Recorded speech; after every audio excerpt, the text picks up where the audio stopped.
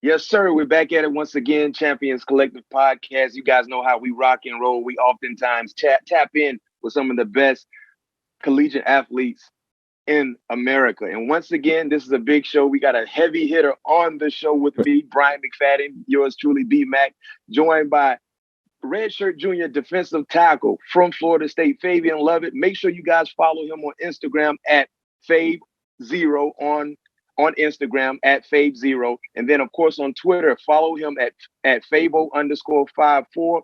Fabien Lovett, thank you for joining me. How you doing? How you feeling? Man, I'm doing great, man. Thank you for having me. I'm just blessed to be on here, man. Oh, no doubt. There's a lot we can talk to you about in regards to who you are when it comes to the football player, and of course off the field. You have a lot of things going on off the field, and we will tap into that. But first and foremost, man, how's your health? Because everyone watched the game Sunday. Everyone watched all 4 quarters of the game Sunday. You and your teammates went to battle, did what you were supposed to do. But towards the end of the game, you came up a little limp. How you doing? How you feeling? I'm doing good. I'm doing well, blessed, and I'm gonna just leave that at that. Yeah. And one thing you did do, we all got a chance to see, you posted something on social media saying that, you're okay, but is there any updated status regarding your health? I'm doing fine. You know how it is. All right. To be determined. Let's do it. Let's leave it at that. To be determined, right? It's a work in progress.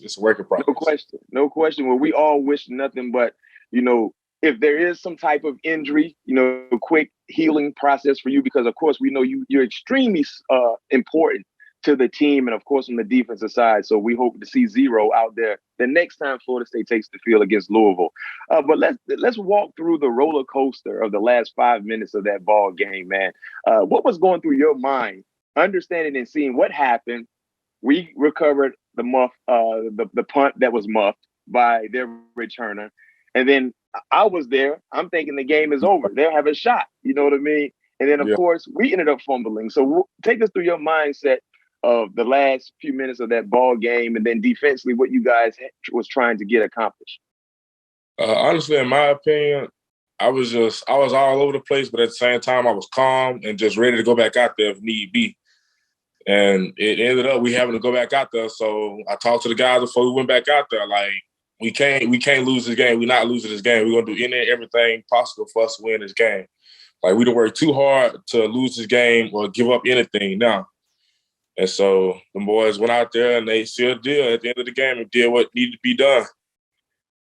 I can tell you this much, me being a former player of the university, now a faithful fan.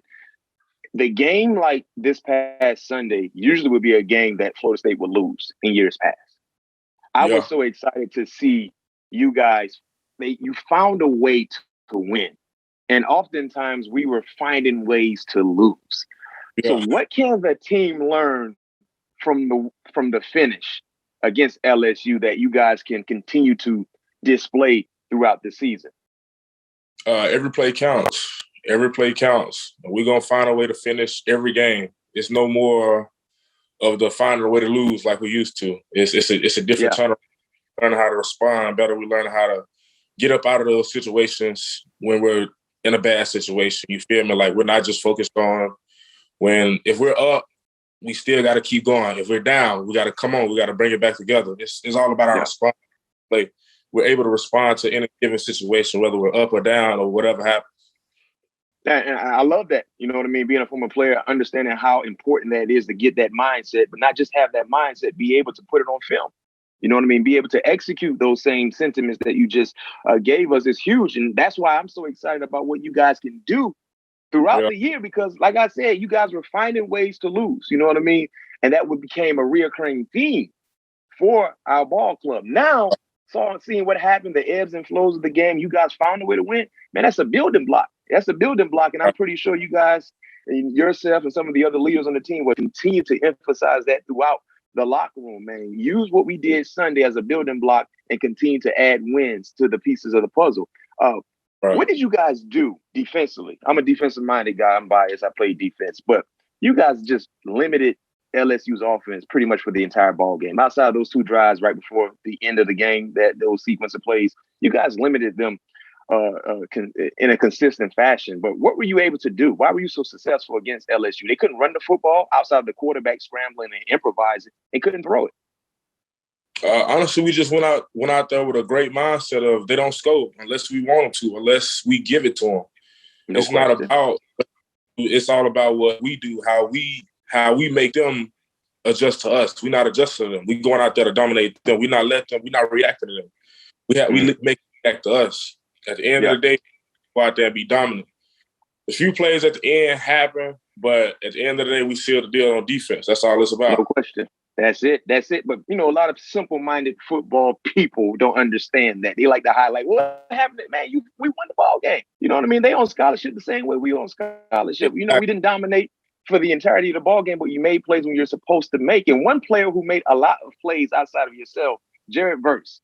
Yeah. When I tell you five was a hell raiser on Sunday night, boy, he was causing a lot of hell out there. He had a huge night, but what has his addition meant to the entire D-line?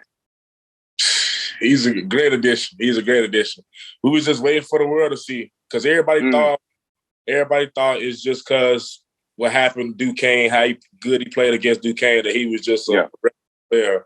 Nah, he's a stout player. He's a great college athlete. He's a D1 football player. That's what he is. It's just he had to come in the room, be around guys that could help push him and help make him better and help him understand the game more. So now he's in it. He's got it. And he's just rolling like y'all seen Sunday. No question. And one thing I like, not just about what Verse was able to do, the entire D-line group. You guys were tone setters. I played in the secondary my entire career. When I got some dogs on that front line that can go get it makes my life easy. Yeah. And you guys, when I went back and watched the game again, one thing that I oftentimes saw from you guys were getting off the ball. That get off is important. Yeah, get off the ball. That get off, and of course, you know how important it is playing defensive line, but talk about that unit particularly, just the continuity you guys have, the chemistry. How good can your defensive line be, led by guys like yourself and Verse?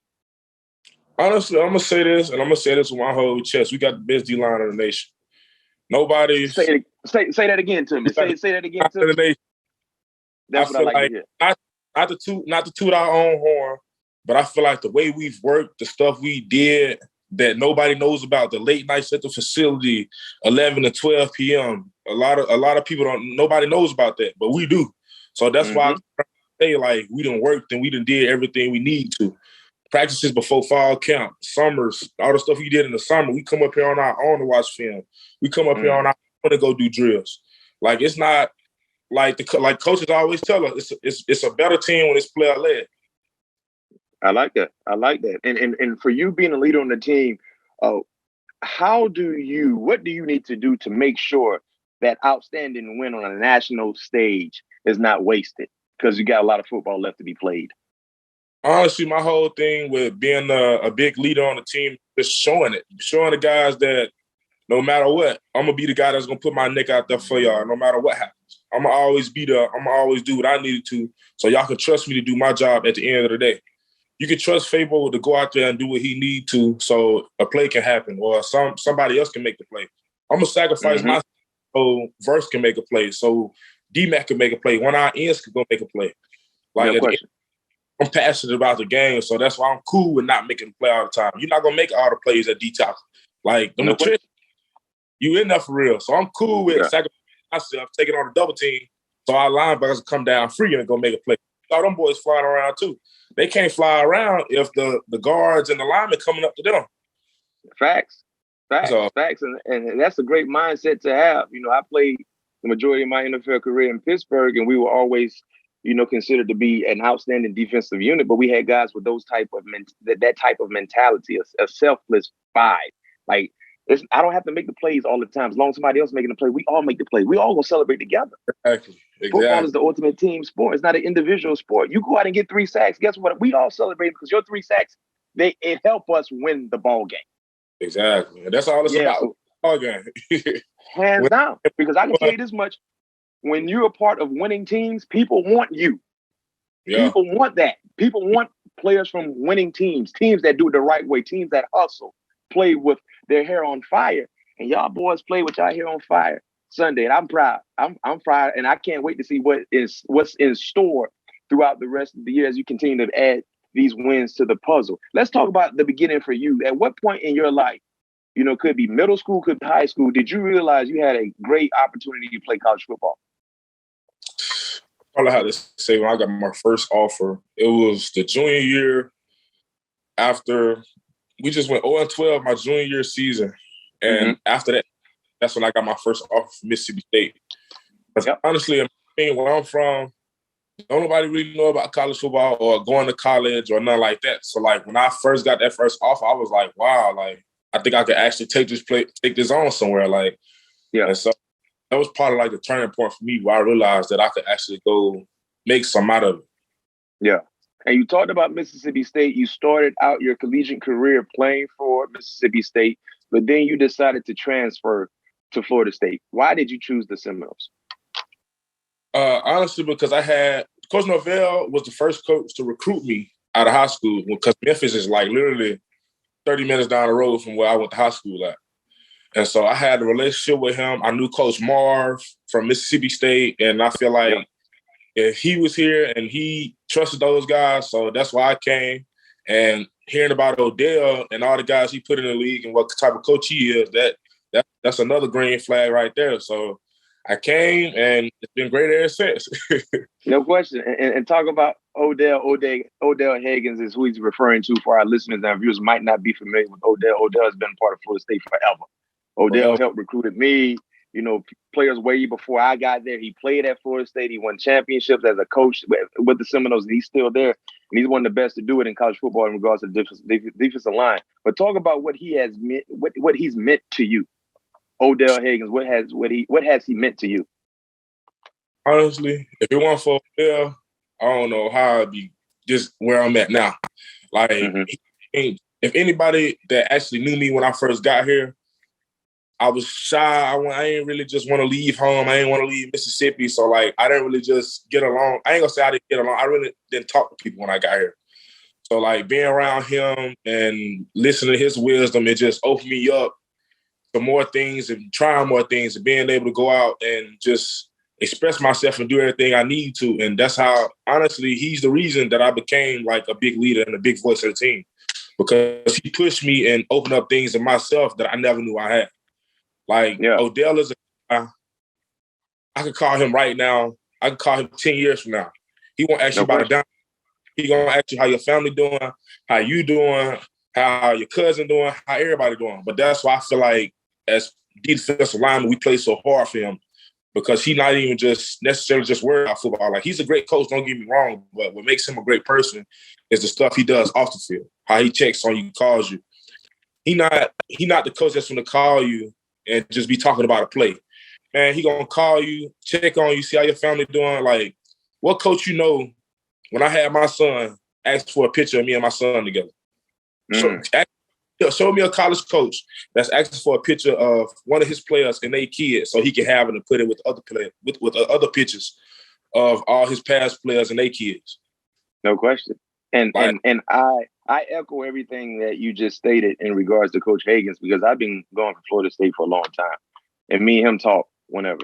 Like, he still, like you said, we still talk. I might get a random text from him or a call or vice versa. And he's always been there.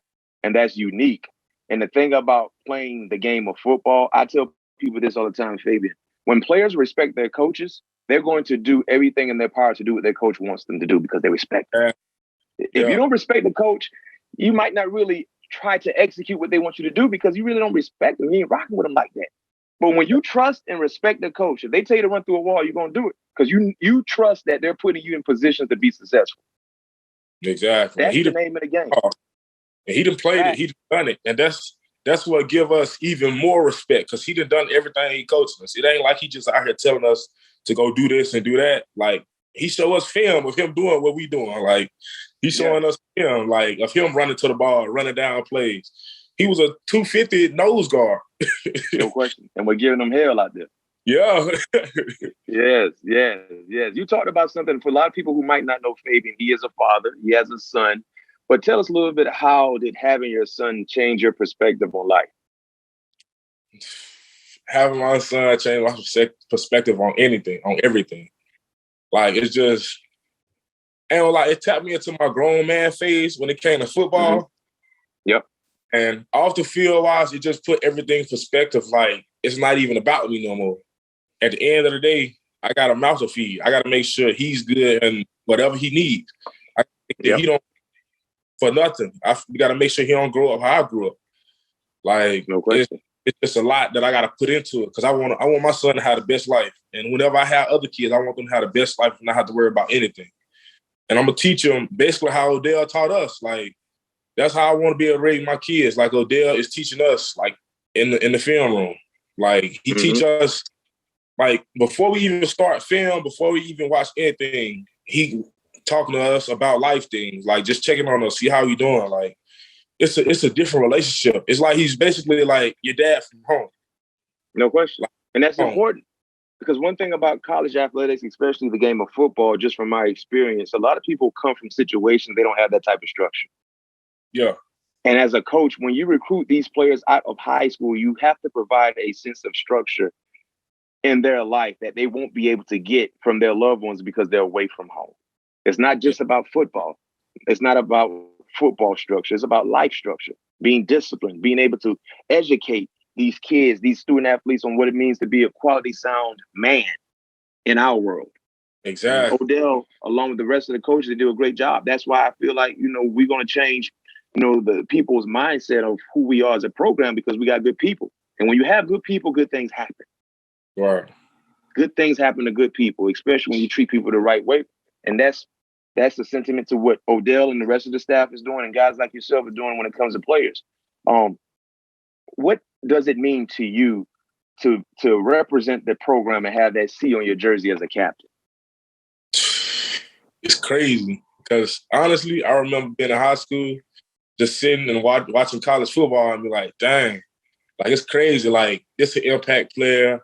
This is a captain of a team. This is this guy. And look at me now. Like I'm doing it. Like I never would have expected. Like it means a lot because it just shows like my teammates voted me that guy. It's not like the coaches voted it. I built a relationship with my teammates. I've showed my teammates that I'm a hard worker. Like you go back and ask coaches about like tour duty. Like everybody knows to do the mat drills and stuff. I'm the first guy in line to do every drill. I'm 300 pounds. I'm 320. I'm the first guy in line doing every drill, no matter how tired I am. It's just like I earned that respect from my teammates. So I feel like it's a great honor. Like it's an honor. Like even when I got hurt in the LSU game, offensive lineman came to help me. Mm-hmm. Like we fight all day in practice. These guys came to help me after the game. That's what it's about. Like the connection, that bond, that relationship, being able to go to guys and talk to them in different ways so they can understand it. Because sometimes coaches don't know how to step to certain players and get that connection that they need. But me watching, I could go talk to him and understand what's going on in his head, and we could chop it up, and we'll be cool, and it'll be back to normal. No question. Just relationship and that bond with my teammates. That's just what I like. Like I like to be able to build that relationship, that bond. So at the end of the day, they know they can depend on Fable. If nobody else got him, Fable got him. I like it, man. Y'all keep that same vibe going, man, because it becomes contagious. It becomes a domino effect when it comes to creating leaders and creating captains, not just on the football field, but off the football field. And it starts with guys like yourself. That's your responsibility. So you want to leave your handprints into that building when you're gone with the same mindset to the younger generation of defensive tackles that are playing under you, that's coming up behind you. That's what great men do. They leave a legacy, a positive legacy. And that's your job right now. And I saw it. When them boys were fighting back in that game, you saw why I was on the sideline. I'm sitting there, I'm listening to y'all boys talk on the bench. Man, let's go. As you said, you told them boys, y'all, we not losing this ball game. You're not. My defensive coordinator, when I was there, Mickey Andrews, he used to tell us all the time, the only reason you lost the game because you wanted to lose. Because if you wanted to win, you'll win. Exactly. Simple as that. You only got beat deep for that touchdown because you wanted to get beat deep. If you didn't want to get beat deep, it wouldn't happen. That's the mindset. You know what I mean? You missed the tackle because you wanted to miss the tackle. Because if you wanted it bad enough, you would have made the tackle. Exactly. It's all about like you said, it's all about want to. And that's what you said on the sideline. You said, bro, we're not losing. No, it's not happening. Don't just say it and not believe it. You believe it, and guess what? Them boys around you believe it as well. And somebody made a play. Exactly. That's all Somebody that matters. made a play. That's all that matters.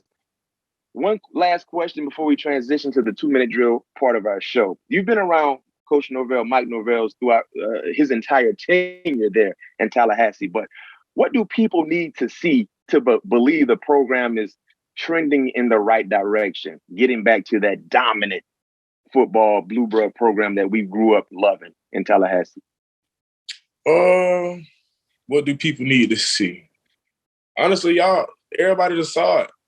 And LSU wasn't even our best game, if I'm being honest. As a team, that wasn't our best game. We had a lot of mistakes. We had a lot of mistakes and a lot of things that we could have made better. And y'all, and a lot of people said that was a great game for us, but that wasn't our best game yet. It's a starting point for us. That's just us in our feet with it. It's not even necessarily what everybody needs to see. Y'all gonna see it no matter what. I promise you that. Like this year is gonna be a great season. It's gonna be a great start to something great. I'm not saying like everybody say Florida State is back. This is a start to something great. Yeah. Me personally, favorite, I hate when people say Florida State is back. Stop that, man. We just won a championship a few years ago. Like, what are we doing? What are we talking about? Won double-digit games a few years ago. I mean, we had a few down years that's not up to the Seminole standard. But stop saying that. The one school they always say that about is Miami. Because you know what? They've been missing for such a long time. Don't put us in that same category. They always hollering about Miami's back. You know why they keep saying that? Because they've been missing. We ain't been missing. We just had a few, unbalanced type years. So I hate when people say, if Florida State back. Man, stop that, man. How many teams have won a championship over the last 10 plus years? How many? Not many, but guess who has won one? Them Noles. Them Noles. Yes, facts. Okay, so check this out. So you just was able to be a part of a 2-minute drill kinda in Sunday's ball game. So we're gonna transition to the 2-minute part of our show. I'm gonna hit you with rapid fire questions. I want your honest, unbiased answer. First question for you: more dislike for Miami or Florida? Who do you dislike the most? I probably say Miami. They talk too much trash on social media. Especially the fans. Yeah, I don't respond to none of it, but it's just they talk too much trash and I don't like it. Yeah, I echo that. They have an annoying fan base. Very annoying. Very annoying. Yeah. All right, second question for you. Favorite school tradition at Florida State is what? Probably when Osceola come out.